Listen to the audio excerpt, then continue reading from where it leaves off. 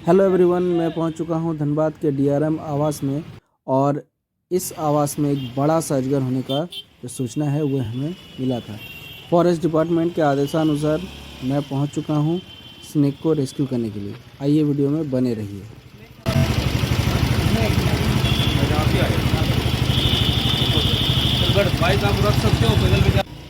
बाहर से देखने पे आपको पता नहीं चलेगा, लेकिन अंदर घुसने के बाद ये आवास इतना खूबसूरत है, अपने आप में इतना यूनिक है, क्योंकि ये अंग्रेज़ों के ज़माने का बनाया हुआ था और ये एक पहाड़ी पे बना हुआ है, छोटी सी पहाड़ी पे।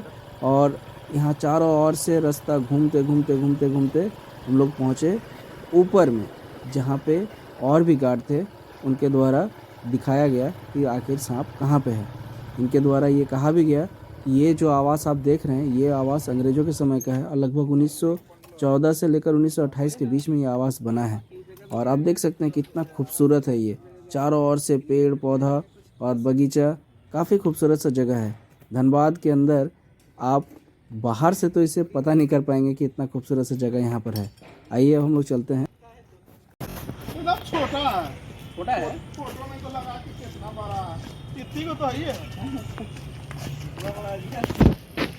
वहाँ पहुँचकर जब उन लोगों से एक्सप्लेनेशन सुना कि ये तो इत्ती को सांप है, एक बित्ता का सांप है और कहा जा रहा था अजगर है, सामने जाकर देखा तो ये पता चला। नहीं, ये इतना बड़ा तो पता है।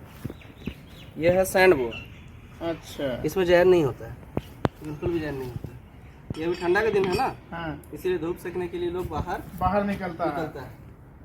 और ये सांप ऐसा है जो क्या नाम है, इसका साइंटिफिक नेम हो गया क्या नाम है, एनिक्स कॉनिकस। इसका शरीर देखिए थोड़ा सा कांटा कांटा टाइप का है। अच्छा, और ये डायरेक्ट बच्चा देता है। अच्छा, ये तो मैंने स्तनधारी है, मैमल्स नहीं, मैमल्स नहीं है, रेप्टाइल्स है। लेकिन अच्छा। उसमें भी एक्सेप्शन है।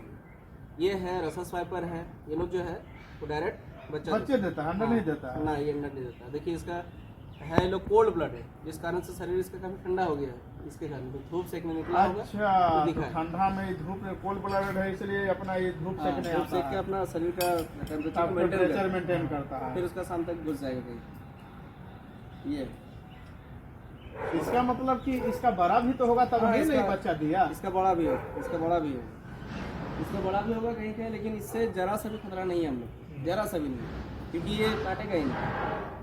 क्या बोले सैंड सैंड बुआ, सैंड बुआ यहाँ का नॉर्मल भाषा में थुतुर सांप बोलते हैं। अच्छा, हम मोबाइल में वही बताया था, हाँ। गूगल पे चलती है ना।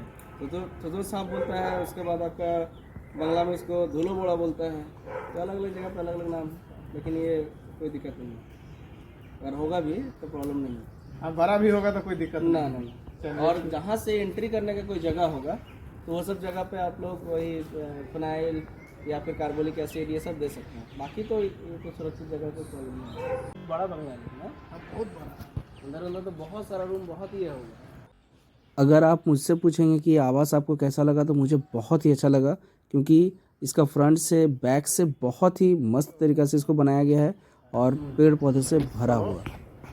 लगता है 14 या 15 में। 1914। ये आप देख सकते हैं कि हम लोगों ने अजगर के नाम पे एक छोटू सा जो सैंड बोआ है, जिसको हम लोग यहाँ पे थुतुर सांप बोलते हैं नॉर्मल भाषा में, उसे रेस्क्यू कर लिया है। एक डब्बे के अंदर अच्छे तरीके से जो है उसको सेफली रख लिया है। अब मैं आगे से भी इस घर का बहुत अच्छा से मुआयना किया और अब समय आ गया था एक छोटा सा फ़ोटो सेशन होने का, क्योंकि यादगार पल कि हाँ, इस जगह पे आया था मैं रेस्क्यू करने के लिए। अब मैं चल पड़ा इसे रिलीज़ करने के लिए इसके प्राकृतिक आवास पर। और ये एक छोटा सा जगह है जो कि खेत से कुछ ही दूरी पर है और इसे यहाँ पे भोजन वगैरह मिल जाएगा। आइए बिना समय गंवाए इसे अब रिलीज़ करते हैं। बने रहिए वीडियो में। हेलो एवरीवन, जैसे कि आप देख सकते हैं कि मेरे हाथ में ये एक छोटा सा सैंड बोआ जो कि पूरी तरह से नॉन वेनेमस होता है। और ये एक ऐसा सांप है जो डायरेक्ट बच्चा देता है। देखिए किस तरह से बेचारा ये करा। अभी ठंडा का मौसम है, इसीलिए ये धूप सेकने के लिए बाहर आया हुआ था। और ये डीआरएम का जो धनबाद डीआरएम का जो आवास है, उस आवास में ये निकला था।